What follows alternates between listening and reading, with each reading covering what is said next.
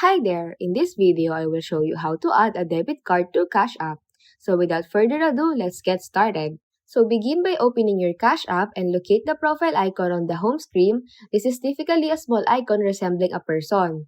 Tap on it to access your profile settings, and once you're in, look for the option that says Link Banks and select it. Then this will take you to a menu where you can manage your link accounts. Now within the Link Bank section, you will see the option to link bank.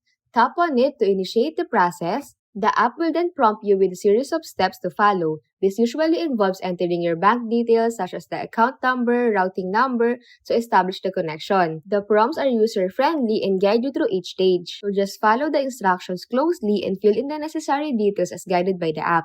Cash App will guide you through a secure process, effortlessly connecting and linking your bank account. And once the process is complete, your bank will be successfully linked to your Cash App account. And there you have it. Adding your bank to Cash App is a piece of cake.